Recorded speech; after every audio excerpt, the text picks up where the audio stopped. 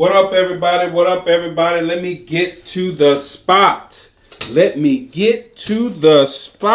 Oh, hey, everybody. Yes, this is Plan Your Greatness, and I am your gracious host, Carlton Hamilton, and let's get right to it. Wanting versus expecting. See the hat, huh? All right. So, I'm going to mention this at the beginning, and you'll see what I'm talking about as we get through this. What is the difference between wanting versus expecting? Now, clearly, the gentleman that is occupying the White House, number 45, Agent Orange, we've given him all kind of names. There is an element of wanting. Once, when we see this hat or when we think about this individual, there's things that we want him to do. Then there's other segment of our society that are expecting things that he should be doing or should not be doing. All right. So I'll just say this quickly. If you look at somebody's track record, 99.9% of the time, that track record is going to show you whether you are wanting or expecting this person to do something. They're going to do pretty much what their track record has shown. So understanding that there is an element of preparation in your wanting and expecting something. So now let's move into this video. Okay, how do you want as opposed to how do you expect? There's kind of not necessarily a formula, but there's kind of some science behind that. Napoleon Hill, in his infinite wisdom, in his books, okay, The Law of Success and Think and Grow Rich, he interviewed, it's estimated, over 18,000 people. And through those numbers, Napoleon Hill saw a pattern. He saw a pattern that he felt 1 out of 20 people, or 5%, knew what they wanted, knew why they wanted it, and actually formed a picture in their mind that was going to move them toward getting that goal. That comes clearly out of his statement where he said, whatever the mind can conceive and believe, it could achieve. All right. So now let's look at my life as a professional baseball player. Early on, when I wanted to be a professional baseball player, it was just a wish.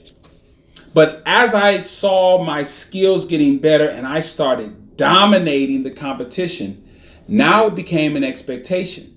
On every level, I expected to dominate. So I just, thought it was just a foregone conclusion that I was going to take this as high as I could because I was dominating at every level. Because what that does, when you start dominating in any particular area, you have confidence, and you're going to think differently, you're going to feel differently, and then you're going to act. You're going to anticipate your success. So I woke up every day without an alarm clock, just knowing I was going to be successful in that day. I had prepared for that, okay? And the results were showing. Now, I'll tell you a quick little story. When my son Jamari was 4.5, and we wanted to enter him into kindergarten because I thought he was ready because I had been preparing him. I had been reading to him. He knew his shapes. He knew his colors. He knew the letters. So he knew the basic things that a kid going into kindergarten should know. And as we were sitting there, his mom and I was sitting to the left. Jamari was sitting right in the middle of us, and his mom was sitting over to his right. And so I thought this was hilarious because as I sit here with my arms folded, that's exactly how I sat in the principal's office. Because I knew I had prepared Jamari. So I was very confident. But his mom, with everything he was doing, she was flinching. And out of the corner of my eye, I was laughing because I was like, you haven't worked with him. And I'm not here to throw shade on his mom. I'm just saying, I was more involved in his preparation process for school. So I knew what he could do. And I was like, oh, he's fine. And then when we got out of the meeting, she was like, oh my goodness, I was so nervous. I was like, I wasn't. I said, because I knew he would do well. And of course, we gave a little high five and I was like, you ready to go? And the principal was like, good going. All right. So now let's look at athletics. And we're talking about wanting versus expecting. Every quarterback wants to throw a complete pass. Every pass.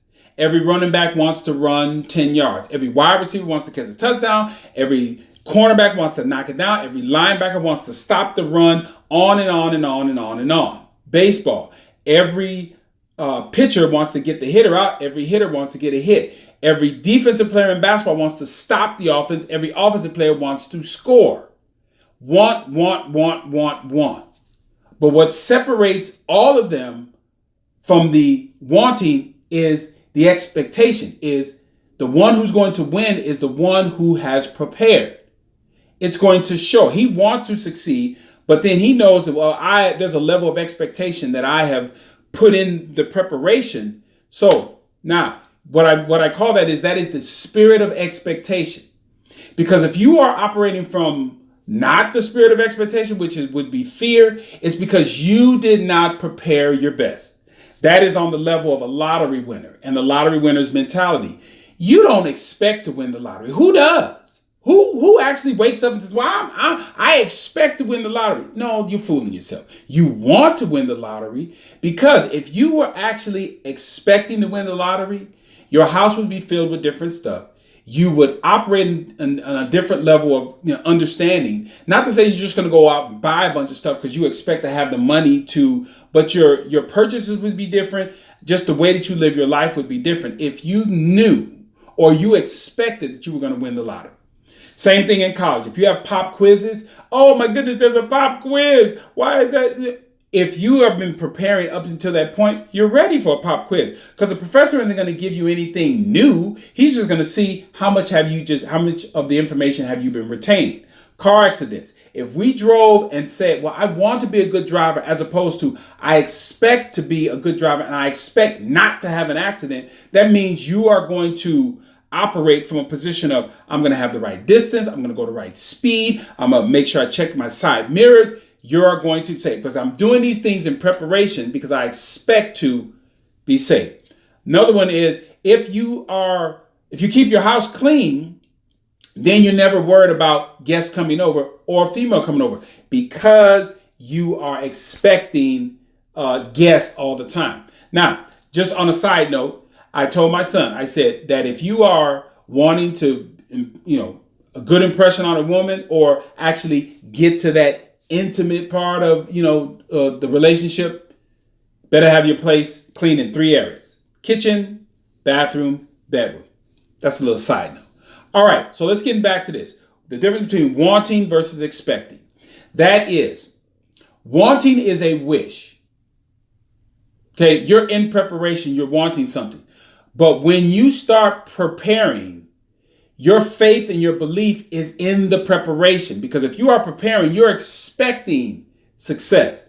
And so if you know the difference, you're going to act according. If you know the difference between just wishing for something and expecting something, you're going to act in a different way. Wanting, you're not going to be so confident.